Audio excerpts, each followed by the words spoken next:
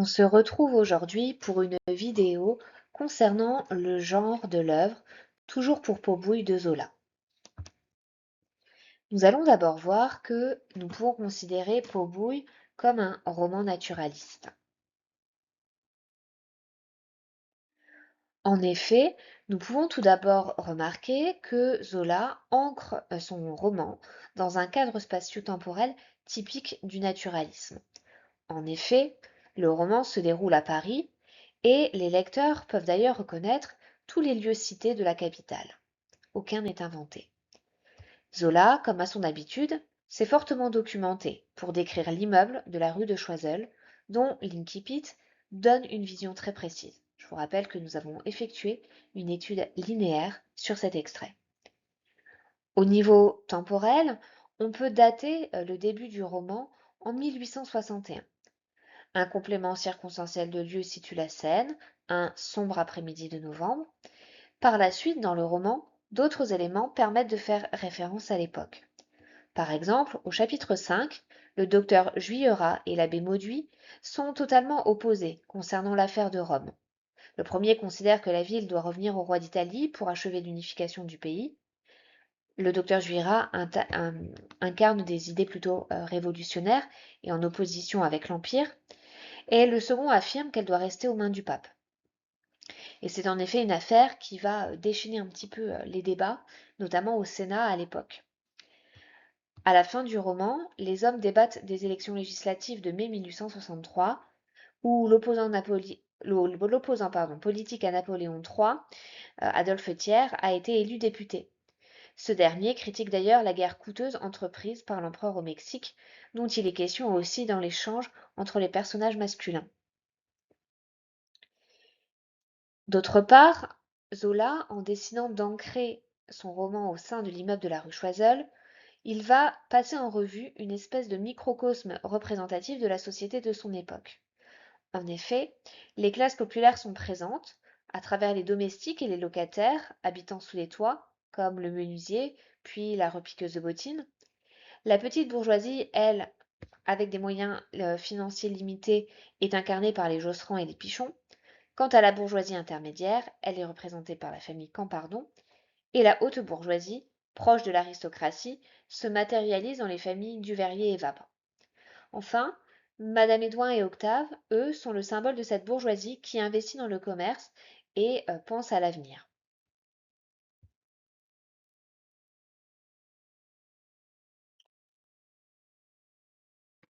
Autre élément qui fait appartenir Pot-Bouille au roman naturaliste, ce sont les forces naturelles et les forces sociales qui sont mises en scène dans ce roman. Dans la préface des Rougon-Macquart, Zola explique que la famille qu'il a imaginée se définit par l'excès de ses appétits incontrôlables, par la puissance de ses désirs. Ici, Octave est mu essentiellement par la force de ses passions, par son envie de conquérir des femmes et par son désir d'argent également. Cette sensualité dominatrice semble prolonger en effet la pathologie nerveuse de la branche Macquart à laquelle il appartient.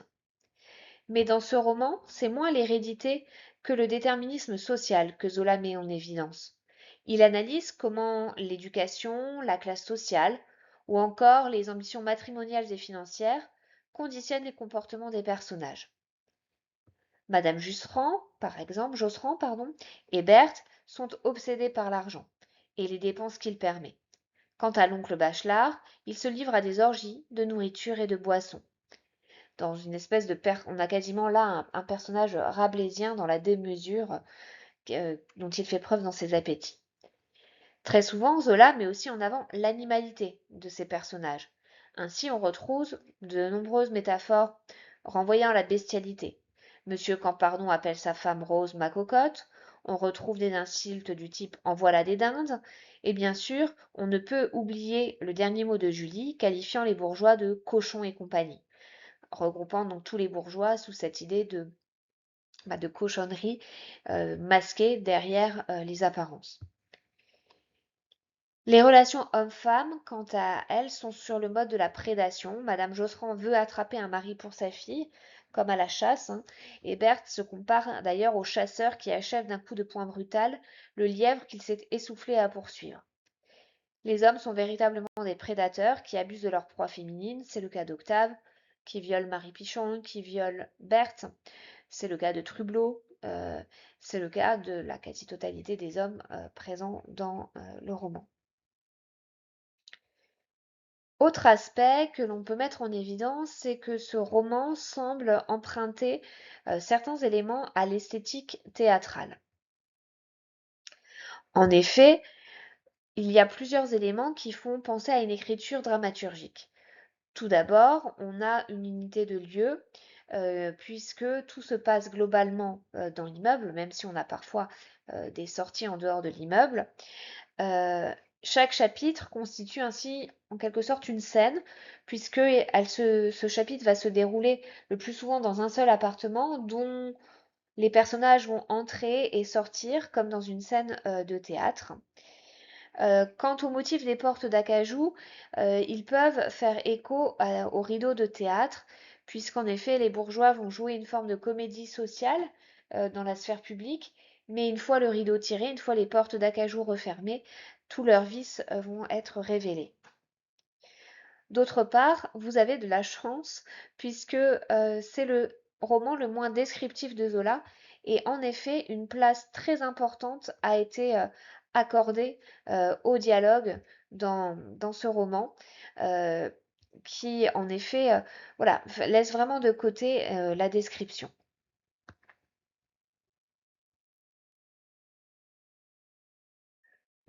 Ce qui rapproche aussi le roman du théâtre, c'est que ce roman a des allures de comédie. En effet, on retrouve déjà des personnages types de la comédie. Par exemple, les domestiques, les bonnes, qui vont avoir un langage grossier et qui vont souligner les défauts de leur maître. On va aussi avoir des maris trompés, des femmes jeunes et faussement ingénues, des femmes âgées mais qui veulent faire jeunes, comme Madame d'Ambreville par exemple, des parents autoritaires et grotesques, comme les Vuillaume, les parents de Marie Pichon, de jeunes amants pris en flagrant délit, c'est le cas de Berthe et Octave, un vieil oncle ivrogne, donc là on pense à l'oncle Bachelard.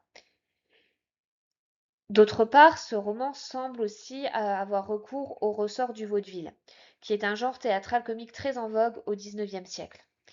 En effet, dans ce type de théâtre, on va avoir beaucoup de scènes de ménage, des portes qui claquent, des adultères et des quiproquos. Ici, Zola les utilise pour révéler toute l'hypocrisie de la bourgeoisie. L'exemple le plus marquant et qui peut faire penser donc au vaudeville, c'est ce passage où après qu'Octave et Berthe sont surpris par Auguste. Berthe s'enfuit en petite tenue. Elle monte et descend l'escalier de l'immeuble respectable en cherchant refuge dans plusieurs appartements. On a parfois même des passages qui vont avoir une tonalité véritablement farcesque. Ainsi, on assiste souvent à un décalage entre les personnages et leur situation, souligné par l'ironie du narrateur. Par exemple, la première scène de repas chez les Josserand, donc au chapitre 3, où les filles en viennent à chatouiller leur oncle pour qu'il leur donne une pièce. D'ailleurs, c'est une scène à la fois comique, avec ce comique de geste, mais aussi qui est très inquiétante et qui a une dimension sexuelle très dérangeante. Le mariage au chapitre 8, avec l'attitude grotesque de Théophile, en effet, c'est le mariage de Berthe avec Auguste, et Théophile a intercepté un mot destiné à sa femme et comprenant qu'elle a un amant et il pense que c'est Octave alors que ce n'est pas lui. Et donc il y a toute une scène parallèle. En fait, il y a le mariage officiel et en contrepoint, dans le décor, on a cette attitude de Théophile à propos de l'adultère. Au chapitre 15, Auguste adoptera d'ailleurs le même comportement à la fois lâche et fanfaron euh, à propos du duel qu'il veut faire contre Octave. Au chapitre 15 aussi, on va avoir le trajet en fiacre du migraineux Auguste, qui est brinque-ballé dans tous les sens et qui subit en fait les conversations des uns et des autres. Et ce voyage est interminable et source de comique. On remarque aussi qu'on a des scènes parallèles, celles de Duvervier et de Bachelard qui sont trompés par leur maîtresse au chapitre 10 et 15. De même, le suicide de Duveyrier n'a finalement pas grand-chose de tragique, il est manqué et il y a quelque chose de plutôt dérisoire et comique dans son geste. Différents types de comiques sont également utilisés. le comique de situation avec le scandale à l'église, de caractère par exemple avec le personnage de Madame Josserand ou le personnage du concierge Monsieur Gourd, le comique de mots avec le langage des bonnes, le comique de répétition ou encore le recours à l'héroïque comique. C'est le cas quand on décrit Madame Josserand comme une céresse indomptable ou encore une fois dans la scène avec l'oncle où les jeunes filles se jettent sur lui dans une espèce de combat héroïque comique pour obtenir la pièce de 20 francs. Autre aspect du roman, c'est qu'il est véritablement une satire mordante. Nous allons tout d'abord nous attarder sur l'essence du titre, donc Pot-bouille.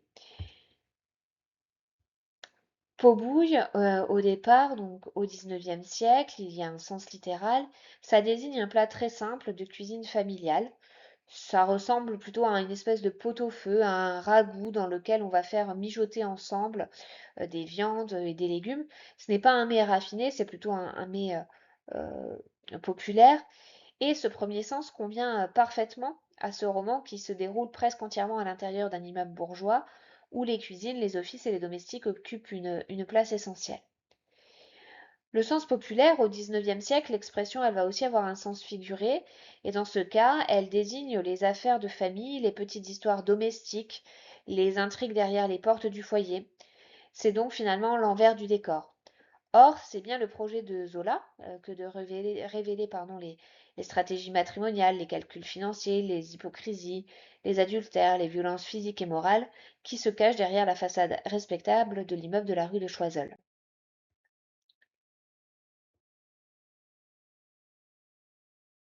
Toujours à propos des sens du titre, on peut considérer que pot-bouille finalement constitue une métaphore de la société bourgeoise. Dans un pot-bouille, tous les ingrédients cuisent ensemble. Du même, dans l'immeuble de la rue Choiseul, plusieurs familles vivent côte à côte, les histoires s'entremêlent et les secrets finissent par remonter à la surface. En quelque sorte, l'immeuble devient une sorte de laboratoire pour l'écrivain naturaliste qu'est Zola, observant comment les différents ingrédients, entre guillemets bien sûr, réagissent entre eux.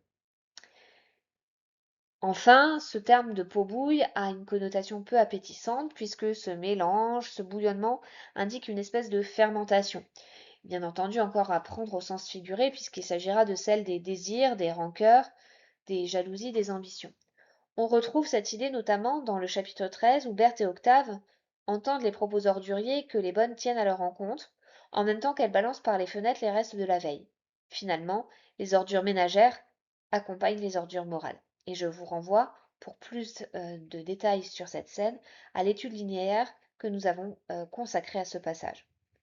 Finalement, le pot-bouille, c'est pas seulement la cuisine des bourgeois, c'est la société bourgeoise elle-même, où tous les individus sont enfermés dans le même récipient, soumis aux mêmes déterminismes sociaux, économiques, incapables d'échanger, d'échapper à leurs intérêts financiers et à leurs passions.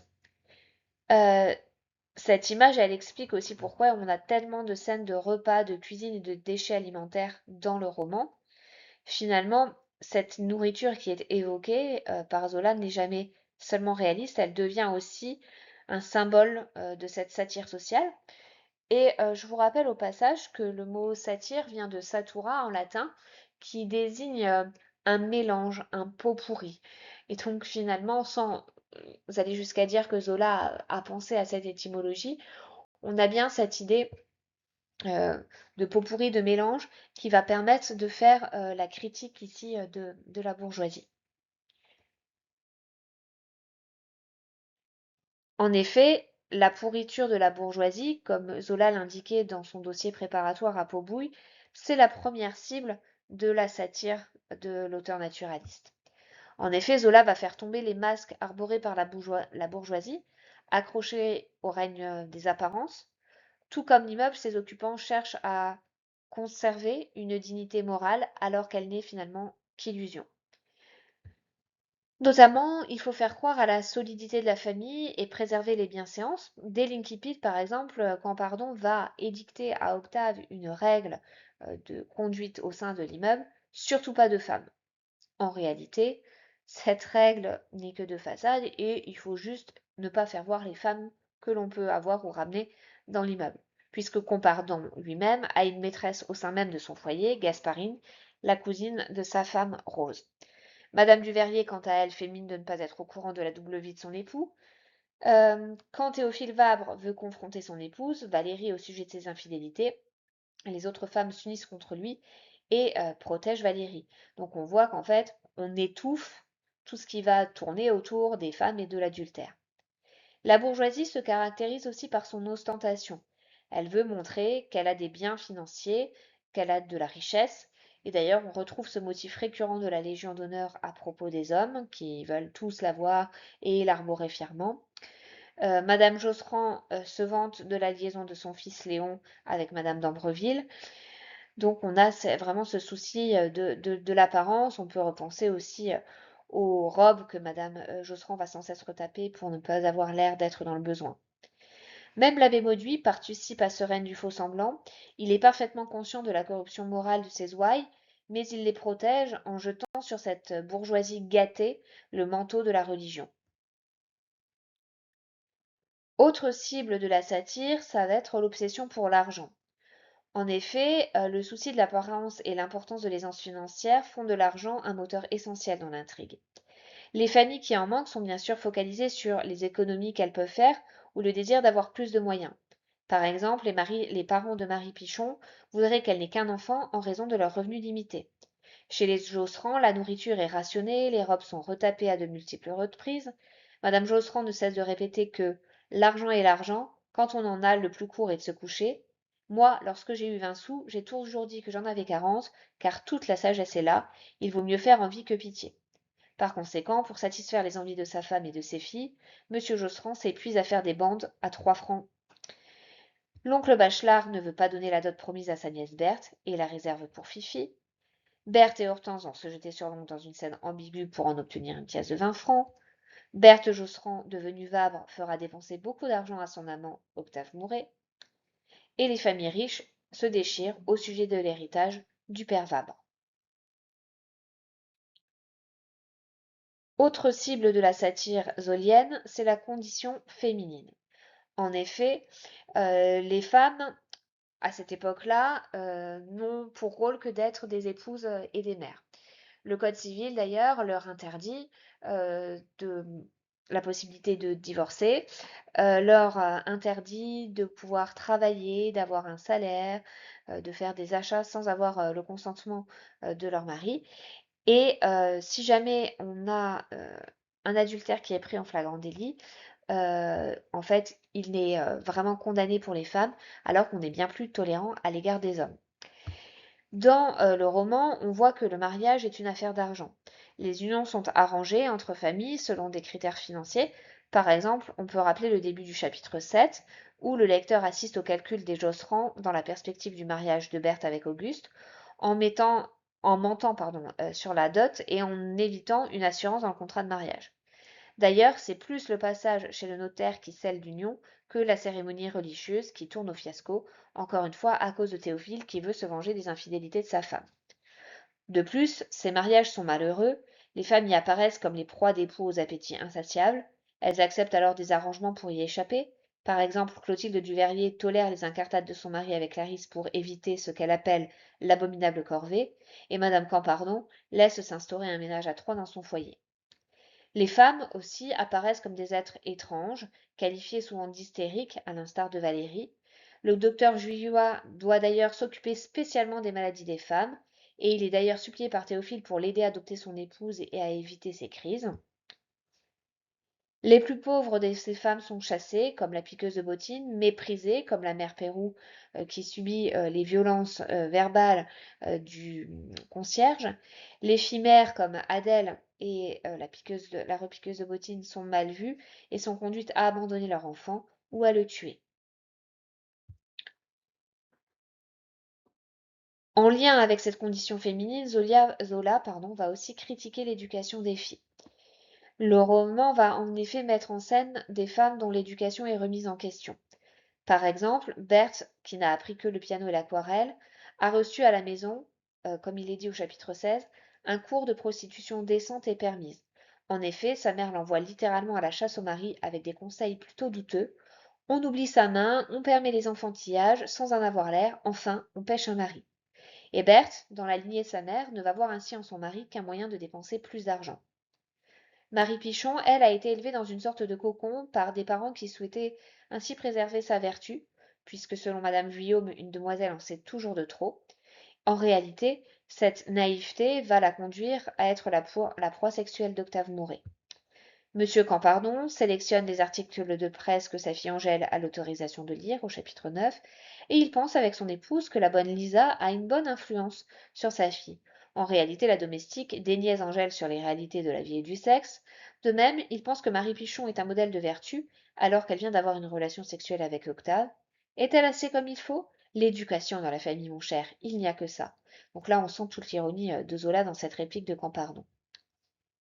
Zola, d'ailleurs, s'emportait déjà contre l'éducation procurée aux filles dans son article L'adultère dans la bourgeoisie paru dans le Figaro. On les a élevées dans une telle imbécilité qu'elles n'ont même pas l'esprit d'être honnêtes. Enfin, dernière cible de Zola, et pas des moindres, c'est la littérature romantique euh, en opposition avec la littérature naturaliste que lui incarne et qu'il défend. En effet, en lien encore une fois avec cette éducation féminine, Zola fustige les lectures romantiques et mièvres auxquelles on cantonne les femmes. Dès le chapitre 2, Madame Josserand peste contre Adèle qui a ramené dans la cuisine son exemplaire de Jocelyne, un roman en vers, idéaliste et sentimental de Lamartine. Marie Pichon, elle, ne jure que par George Sand, et notamment par ce roman intitulé André, et les histoires d'amour idéales où les personnages font des déclarations, et elle rêve elle-même de vivre avec le chasseur de ses romances. Madame Campardon s'endort avec un roman de Dickens sur la poitrine. Campardon, Duveyrier et Léon, au chapitre 5, regrettent que les romans de leur époque mettent trop en scène l'adultère au détriment des grands sentiments.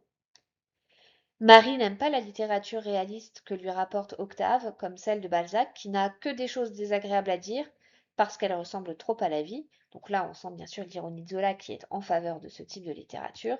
Et justement, cette littérature qui dévoile les vices des gens bien comme il faut, eh bien, c'est celle écrite par l'écrivain du deuxième étage, double des Zola, et que les bourgeois finissent par envoyer en prison.